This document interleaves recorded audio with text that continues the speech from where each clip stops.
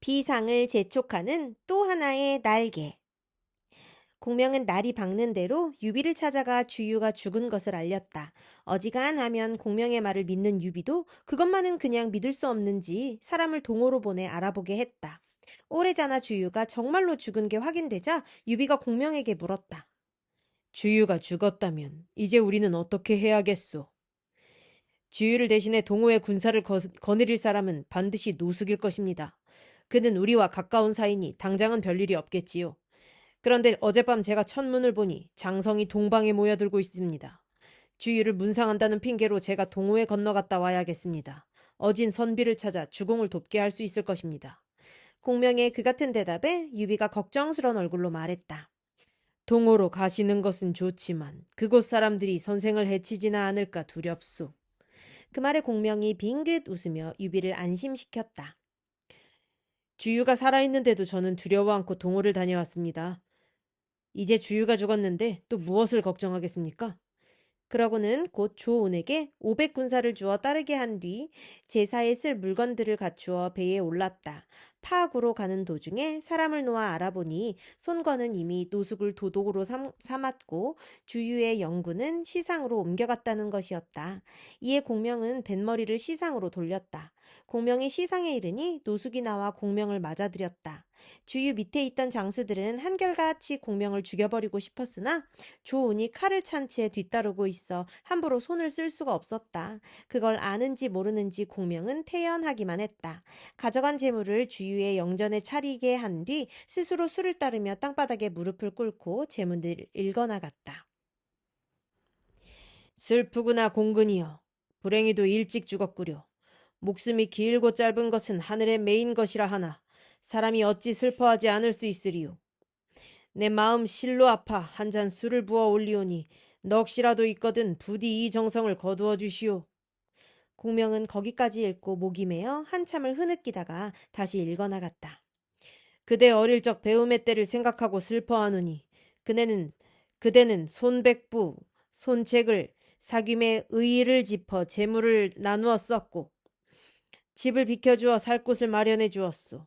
그대 젊은 시절을 생각하고 슬퍼하노니 그대는 만리의 대붕을 잡듯 배업을 일으켜 강남을 할거하였고 그대의 장년을 생각하고 슬퍼하노니 그대는 멀리 파구를 지키며 유경승, 유표를 달래고 역적을 쳐 나라의 걱정거리를 없이 하였소.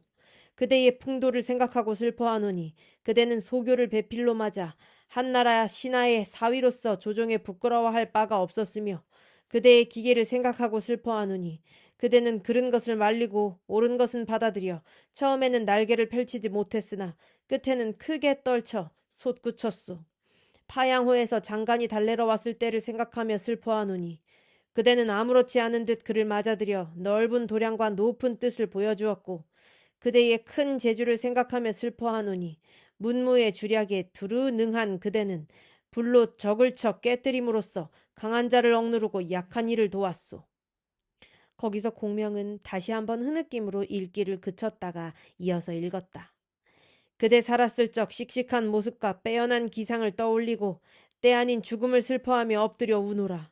그대 비록 36의 삶을 마쳤으나 이름은 100세에 들이우리. 그대의 죽음을 애달퍼 하는 정, 시름 가득한 창자는 천갈래 만갈래로 얽힌 듯하고 간담은 슬픔으로 쪼개지는 듯하구려. 하늘은 빛을 잃은 듯 어둡고 삼구는 쓸쓸한데 죽으는 슬피 울고 벗들도 눈물을 그칠 줄 모르고 있소. 진정으로 슬퍼하는 사람이 아니고는 되뇌일 수 없는 말이었다. 듣는 사람들의 흐느낌이 새삼 높아가는데 눈물을 훔친 공명이 다시 읽어나갔다. 이 양은 재주 없는 사람이라 그대가 죽은 이제 어디 가서 계책을 빌고 꾀를 물을 수 있으리요. 어떻게 동호를 도와 조조에게 맞서게 하며 무슨 수로 하늘 돕고 유씨를 지킬 수 있겠소. 그대가 살아있어 서로 돕는 형세를 이루고 머리와 꼬리가 서로 호응하듯 할 수만 있다면 흥하든 망하든 무엇을 걱정하고 무엇을 두려워하리까. 거기서 절정에 이른 공명의 조사는 이윽고 주유에게 연결을 고하기 시작했다. 오 슬프다 공근이여. 이렇게 삶과 죽음으로 영영 나뉘는구려. 그대의 고듬 길이 마음에 지니려 하나 그리운 모습은 어느새 아물아물 사라지는 듯하오. 넋이라도 있으시면 내 마음을 굽어 살피시오. 이제 하늘 아래서는 두 번 다시 그대 같은 벗을 얻지는 못하리라. 다시는 나를 알아주는 이를 만나지 못하리. 아, 슬프도다. 다만 엎드려 잔 올리며 그대가 받아주기를 빌 뿐이외다. 공명은 읽기를 마치자 그대로 땅에 엎드려 목 놓아 울기 시작했다. 샘솟듯 흐르는 눈물로 보아 진정으로 슬퍼해 마지 않는 사람 같았다. 그런 공명을 보고 있던 장수들도 절로 감동되어 서로 수군거렸다. 사람들은 모두 주유와 공명이 서로 화목하지 않다 했지만 이제 공명이 슬퍼하는 걸 보니 그게 오히려 빈말 같소이다. 사람들이 잘못 알았소. 노숙 또한 공명이 그토록 슬퍼하는 걸 보자 감동이 되어 홀로 생각했다. 공명은 이렇게 정이 많은 사람인데 주유가 속이 좁아 공연히 스스로 죽음을 재촉했구나. 그리고 잔치를 열어 공명을 대접하고 돌려보냈다. 하지만 여기서 잠시 살펴보고 싶은 것은 공명의 그늘에 가리워 실제보다 지나치게 격화된 주유의 사람됨이다. 이미 읽은 바와 같이 연의에는 주유가 공명에게 철저하게 농락된 끝에 분사한 것으로 되어 있으나 정사에서는 거의 그런 기록을 찾아볼 수 없다. 그는 다만 동호 안의 반유비파의 핵심 인물이었다는 이유 때문에 촉 한정 통론에 빠져있는 연희의 저자에게 미움을 받아 그렇게 왜곡되었을 뿐 논자에 따라서는 그의 재주나 식견이 결코 공명에게 뒤지지 않았다는 사람도 있다. 이를테면 그의 서천정벌 구상만 해도 그렇다. 연희는 그것이 오직 형주를 암습하기 위한 구실이었다고 하지만 정사에는 그걸 암시하는 구절조차 없다. 그의 서천정벌은 오히려 오나라가 그 전 역사를 통해 보여준 천하쟁패의 구상 중에서도 가장 적극적인 것이었으며 만약 불행히도 그가 중도에 병들어 죽지 않았더라면 제갈량의 천하삼분의 개는 그 빛을 잃고 말았을 것이다. 실제에 있어서도 오는 그 뒤 친유비파의 우두머리인 노숙에게 대권을 맡겨 삼국 정립의 길을 열어주고 자신은 세 나라 가운데서도 가장 소극적이고 언제나 수성에 급급한 세력으로 전락하고 만다. 그런 뜻에서 주위의 갑작스런 죽음은 오의 국운을 바꾸어 놓는 것이라 할 만했다. 어쨌든 호랑이 굴 같은 주위의 빈소를 찾아 별일 없이 조문을 한 뒤 좋은 대접까지 받고 그곳을 나온 공명은 곧 자기 편 배가 있는 강가로 갔다.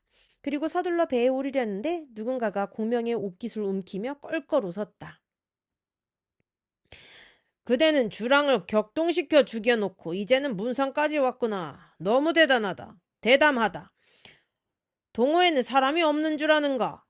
공명이 놀라 그 사람을 보니 대나무로 얽은 관에 도포를 입고 검은 띠에 흰 신을 꿰ν 봉추 선생 방통이었다. 그를 알아본 공명 역시 크게 웃으며 맞아들이니 두 사람은 곧 손을 잡고 배에 올라 한동안 마음을 털어놓고 이야기를 나누었다. 이런저런 얘기 끝에 공명이 글 한 통을 써주며 방통에게 말했다. 내 보기에 손거는 틀림없이 자네를 무겁게 쓰지 않을 것이네. 만약 일이 뜻과 같지 못하거든 형주로 와서 나와 함께 유현덕을 받들도록 하세. 이 사람은 너그럽고 어질 뿐만 아니라 두터운 덕을 갖추니라 반드시 자네가 평생 배운 바를 펼쳐볼 수 있게 해줄 것이네. 혹 내가 곁에 없을 때 자네가 찾아오게 되더라도 이 글을 내보이면 반갑게 맞을 걸세. 그러자 방통도 고개를 끄덕여 응낙하고 공명이 써준 글을 거두어드렸다. 오래자나 공명은 방통과 작별하고 배를 재촉해 형주로 돌아갔다. 한편 노숙은 제갈량의 조문이 끝나자 주위의 영구를 거두어 가족에게로 보냈다. 영구가 무호에 이르렀을 때 거기까지 마중 나왔던 손건은 영전에 나가 곡을 하고 영을 내려 주유를 그 고향 땅에다 후하게 장사 지내게 했다. 그때 주유에게는 아들 둘이 있었다. 큰 아들은 순이요. 둘째는 윤이라 했는데 손건은 그들을 불쌍히 여겨 따뜻하게 뒤를 돌봐주었다. 주위에 갑작스런 죽음이 몰고 온 어수선함이 어느 정도 가라앉자 노숙이 손건에게 말했다. 숙은 쓸모없고 재주가 모자라는데도 주유가 잘못 알고 주공께 전거했습니다.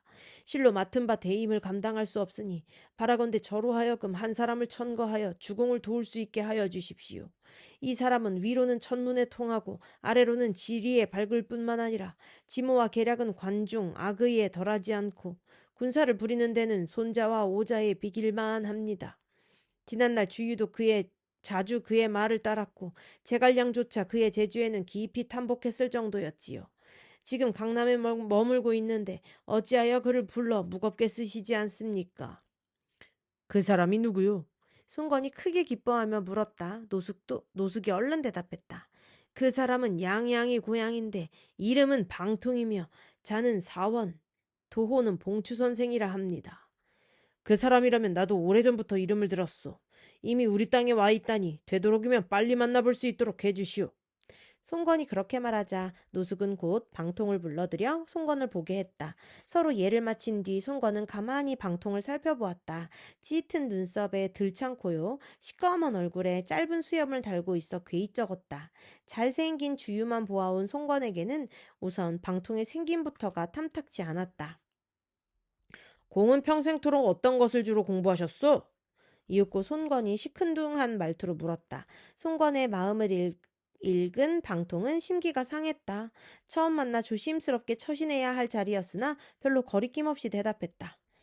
배움이란 한 가지에 얽매이고 매달릴 필요가 없습니다. 그때그때에 따라 변화에 대응할 수 있어야 할 것입니다. 그럼 공의 재주와 학문은 죽은 공근에 견주어 어떠하오? 송건이 다시 그렇게 물었다. 생김이 그러한 데다 대꾸까지 뻣뻣하자 송건이 더욱 탐탁자는 얼굴로 물었다. 네가 과연 주유를 대신할 수 있겠느냐는 물음이라기보다는 빈정됨에 가까운 말이었다. 방통은 속으로 고가움을 느꼈으나 내색하지 않고 뭉쳤다. 저희의 재주와 학문은 주유와는 크게 다릅니다. 원래 서로 다른 것을 어찌 견주어 볼 수 있겠습니까? 하지만 그렇게 보아서 그런지 송건에게는 그 대답이 오만스럽게만 들렸다. 평생 주유만을 으뜸으로 여겨온 그라 방통이 대단찮게 여기는 걸 보자 은근히 속이 틀어진 것이었다. 한참을 가만히 있다가 퉁명스레 말했다. 공은 잠시 물러가 기다리시오. 공을 써야 할 때가 있으면 다시 사람을 시켜 부르겠소. 방통도 그런 송건에게 굳이 매달릴 뜻이 없었다. 한마디 긴 탄식과 함께 송건 앞을 물러나왔다. 주공께서는 어인 까닭으로 방사원을 쓰지 않으셨습니까? 방통이 나가자 노숙이 안타까운 듯 송건에게 물었다. 송건이 불쾌한 기색을 감추지 않고 잘라 말했다. 미친 선비외다. 글을 써서 우리에게 무슨 보탬이 되겠소? 적벽에서 조조의 군사를 몰살시킬 때 이 사람이 조조에게 연환계를 올렸습니다. 그 때문에 우리의 화공이 이루어질 수 있었으니 실로 그가 으뜸 가는 공을 세웠다 하겠습니다. 주공께서는 꼭 그 일을 아셔야 합니다. 노숙이 그렇게 방통의 공을 깨우쳐 주었으나 소용없었다. 송건은 더욱 굳은 얼굴로 고개를 저으며 말했다. 그때는 조조가 스스로 배에 못질하여 서로 얼거둔 것이니 반드시 저 사람의 공이라 할 수는 없을 것이오. 나는 맹세코 글을 쓰지 않겠소. 말투로 보아 더 말해봤자 방통을 써줄 손건이 아니었다. 노숙은 하는 수 없이 손건 앞을 물러나와 방통에게로 갔다. 이 노숙이 천거하지 않은 바 아니나 오후께서 공을 쓰시려 하지 않는구려. 공은 조금만 참고 기다리시오. 노숙이 그렇게 말하자 방통은 말없이 고개를 수그리며 길게 탄식할 뿐이었다. 방통의 태도에서 심상찮은 조짐을 느낀 노숙이 불쑥 물었다. 공은 우리 동호에 계시지 않을 뜻이 아니시오? 그리고 방통이 대답을 한차 거듭 물었다. 공은 널리 천하를 구제할 재주를 지녔으니 어디를 아니 될 것 있겠소이까마는 내게라도 바로 일러주시오. 이제 어디로 가실 작정이오? 나는 조조를 찾아갈 참이오. 방통이 마음에 없는 소리로 노숙을 떠보았다. 노숙이 펄쩍 뛰며 말했다. 아니 돼요. 그것은 밝은 구슬을 어둠 속에 던져버린 것 같소. 차라리 형주로 가서 유황숙께 의지해 보시오. 유황숙께서는 반드시 공을 무겁게 써줄 것이오. 그 말에 방통도 비로소 속을 드러냈다. 이 방통의 뜻도 실은 그러했소. 앞서 한 말은 한번 해본 소리외다. 그렇다면 제가 글 한 통을 써서 공을 유현덕에게 천거해드리리다. 공이 유현덕을 곁에서 돕게 되면 반드시 손, 유 두 집안이 서로 싸우지 않고 힘을 합쳐 조조를 치게 될 것이요. 노숙이 반가워하며 방통을 한층 부추겼다. 방통도 이제는 숨김없이 속을 털어놓았다. 그것이 바로 내가 지금껏 뜻해온 바외다. 그리고 노숙이 써준 글을 품 안에 간직한 뒤 유비를 만나러 형주로 갔다. 그때 공명은 마침 새로 얻은 네 군을 돌아보러 갔다가 아직 돌아오지 않고 있었다. 성문을 지키던 벼슬아치가 혼자 있는 유비에게 달려와 알렸다. 강동의 명사 방통이 찾아와 뵙겠다고 합니다. 유비는 오래전부터 방통의 이름을 들어온 터라 얼른 안으로 맞아들이게 했다. 그런데 오래전에 유비 앞에 나타난 방통은 어찌된 셈인지 길게 읍할 뿐 절을 하지 않았다. 유비의 그릇을 알아보기 위하여 짐짓 무례를 한 것이나 유비로서는 적지 않이 괴이쩍었다. 거기다가 눈을 들어 그 모습을 보니 못생기고 꾀재재한 게 또한 마음에 들지 않았다. 그대는 먼 길을 어렵게 오셨겠소이다. 무슨 일이 있으시오? 유비가 별로 달갑지 않은 눈길로 물었다. 송건이 한 실수를 그 또한 거듭하고 있는 셈이었다. 방통은 은근히 실망했다. 이에 한 번 더 유비의 사람됨을 떠볼 양으로 공명과 노숙이 써준 글은 하나도 내놓지 않고 묻는 말에만 대꾸했다. 듣기에 황수께서 어진 이를 찾고 밝은 선비를 받아들이신다기에 특히 이렇게 찾아왔습니다. 그 말을 뒤집으면 제가 곧 어질고 밝은 선비라는 뜻이니 듣는 유비가 그리 즐거울 리 없었다. 더욱 방통이 탐탁지 않았으나 워낙 자주 들은 이름이요. 또 일부러 자신을 찾아온 사람이라 박절하게 대하지는 않았다. 한참을 생각하다가 겨우 방통에게 내릴 작은 벼슬자리 하나를 찾아내고 천천히 입을 열었다. 형초 땅이 점차 안정되어 비어있는 자리가 마땅한 게 없소이다. 다만 여기서 동남쪽으로 수백 리를 가면 뇌향현이란 작은 고을이 하나 있는데 거기 현령 자리가 비어 있을 뿐이요. 그 자리를 맡길 테니 한번 가보시오. 뒷날 다시 좋은 자리가 비면 공을 불러 무겁게 쓰리다. 그 말에 방통은 어이가 없었다. 자신을 겨우 현령감으로밖에 보지 않는 유비의 박대에 은근히 부하가 치솟으며 재주와 학문으로 유비의 마음을 한번 움직여보고 싶은 오기가 났으나 공명이 없는 걸 보고 억눌러 참았다. 두고 보리라. 끝내 나를 알아주지 않으면 떠날 수밖에 있겠는가? 속으로 그렇게 생각하며 유비가 내리는 벼슬을 받고 뇌향현으로 갔다. 그런데 이른 방통이 뇌양현에 이르러 더욱 꼬이기 시작했다. 방통은 고을을 다스릴 생각은 않고 매일 술만 마셔댔기 때문이었다. 고을의 곡식과 돈을 보살피고 백성들의 다툼을 풀어주는 일을 모두 모른 채 하니 소문이 좋게 날 리 없었다. 뿐만 아니라 오래잖아 그 소문은 유비의 귀에도 들어갔다. 뇌양현을 맡은 방통이 전혀 일을 않고 있습니다. 자칫하면 고을이 없어질 지경입니다. 그 말을 들은 유비는 몹시 노했다. 이 더벅머리 선비놈이 감히 나의 법도를 어지럽히다니. 그러고는 곧 장비를 불러 일렀다. 너는 지금 사람들을 이끌고 형남의 여러 고을을 돌아보도록 하라. 공평하지 못한 일이 있거나 법을 어기는 자는 모두 잡아 그 죄를 엄히 물어야 한다. 다만 이를 밝게 처리하지 못할까 걱정되니 손건과 함께 가도록 하라. 이에 장비는 영을 받들어 손건과 함께 고을을 돌아보러 나섰다. 장비 일행이 몇 군데 고을을 지나 뇌양현에 이르자 고을의 백성들과 벼슬아치들이 모두 성을 나와 맞는데 오직 현령만 보이지 않았다. 금세 눈길이 사나워진 장비가 고을 벼슬아치들에게 물었다. 현령은 어디 있는가? 그 중에 하나가 기다렸다는 듯 일러 바쳤다. 방현령은 부임한 뒤부터 지금까지 100여일이나 고을 일은 하나도 보지 않았습니다. 매일 아침부터 밤까지 술만 마시고 취해 보냈지요. 오늘도 어제 마신 술이 아직 깨지 않아 누워있을 것입니다. 그 말에 성이 머리 끝까지 난 장비는 얼른 방통을 잡아들이라고 호령호령했다. 손건이 그런 장비를 말리며 말했다. 방사원은 고명한 사람이니 함부로 소홀하게 다뤄서는 아니 됩니다. 현에 이르러 그 까닭을 물어본 뒤에 대답이 이치에 맞지 않거든 그때 죄를 주어도 늦지 않을 것입니다. 이에 장비는 성을 누르고 현으로 들어갔다. 그리고 정청 윗자리에 앉기 바쁘게 현령을 찾아오게 했다.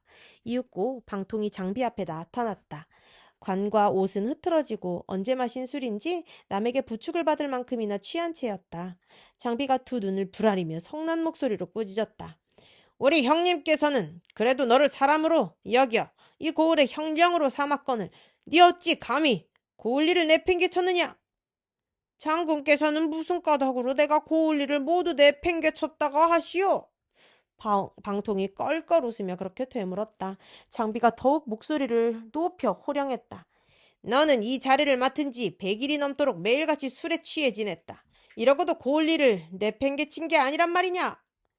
겨우 100리밖에 안 되는 고을에 작은 시비거리를 분별하는 게 그리 어려운 일이겠소. 그 일이라면 장군께서는 잠시만 앉아 계시오. 내가 곧 모든 걸 처결해 보이겠소이다. 장비의 호령쯤은 안중에도 없다는 듯 그렇게 대답한 방통은 그 자리에서 고을의 벼슬아치들을 불렀다. 그동안 밀린 일이 있다면 모두 가져오너라. 그 말에 고을 벼슬아치들은 이런저런 문서며 백성들의 송사가 적힌 장부들을 모두 정청으로 가지고 나왔다. 방통은 다시 거기에 관계되는 백성들을 모두 불러들여 마당에 무릎 꿇고 앉게 한 뒤 하나하나 일을 처리해 나갔다. 손으로는 문서나 장부를 뒤적이고 입으로는 잇대어 판결을 내리며 귀로는 송사를 듣는데 옳고 그름이 뚜렷하여 터럭만한 어긋남도 없었다. 판결을 받은 백성들도 하나같이 머리를 조아리고 엎드려 절하는 게 조금도 불만이 없어 보였다. 채 반나절도 안 돼 100여일이나 밀렸던 일을 모두 처결한 방통이 붓을 던지며 장비에게 말했다. 자, 이제 내가 내팽개쳐둔 일이 어디 있어이까? 조조와 손관의 일이라도 손바닥에 있는 글일 듯 볼 수 있는데 이까지 작은 고을의 일을 무엇 때문에 마음 쓰겠소? 성미는 급해도 장비 또한 사람 보는 눈은 있었다. 방통의 그 같은 말에 크게 놀라며 얼른 아랫자리로 내려가 잘못을 빌었다. 선생의 크신 재주를 몰라 뵙고 제가 그만 실수를 했습니다. 마땅히 힘을 다해 형님께 선생을 천거에 올리겠습니다. 그제서야 방통도 허허 웃으며 노숙이 써준 글을 내보였다. 장비가 더욱 놀라며 물었다. 그렇다면 선생께서는 왜 진작 이 글을 형님께 내놓지 않았습니까? 만약 이걸 내놓았다면 나는 오직 남의 천거에 의지해 온 사람이 되고 말 것이오. 나는 황수께서 바로 나를 알아봐 주시기를 바랬소. 방통이 약간 서운한 얼굴로 대답했다. 장비는 자기도 모르게 한숨을 쉬며 송건을 돌아보고 말했다. 공이 아니었더라면 대현을 한 분 잃을 뻔했소.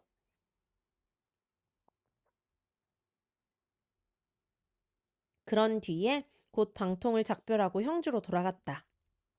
유비를 만나본 장비는 곧 그간에 있었던 일을 털어놓고 입에 침이 마르도록 방통의 재주를 칭찬했다.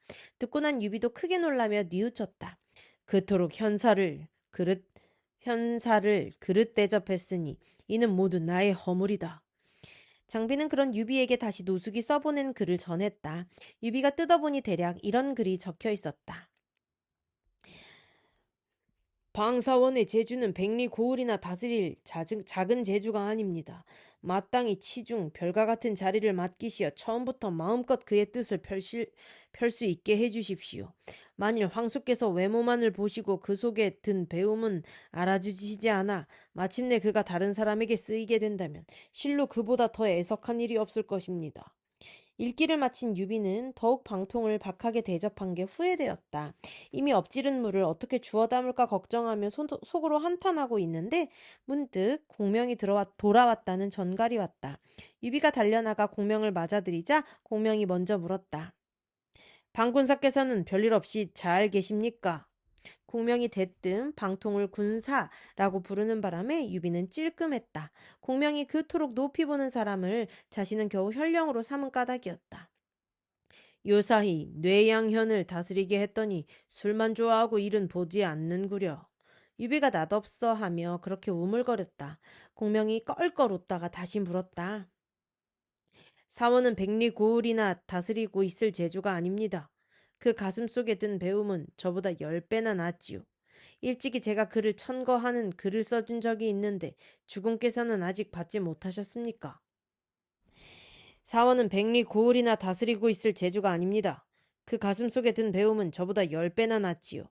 일찍이 제가 그를 천거하는 글을 써준 적이 있는데 주공께서는 아직 받지 못하셨습니까? 나는 오늘에야 겨우 자경이 써준 글을 읽었을 뿐이외다. 선생이 써주셨다는 글은 아직 보지 못했소. 유비가 그렇게 대답하자 공명은 방통의 뜻이 짐작간다는 듯 고개를 끄덕이며 말했다. 원래 큰 재주를 가진 사람에게 작은 일자리를 맡기면 술로 지내며 일을 게을리하는 수가 있습니다. 주공께서는 너무 괴이적게 생각하지 마십시오. 이제 알 듯도 하오.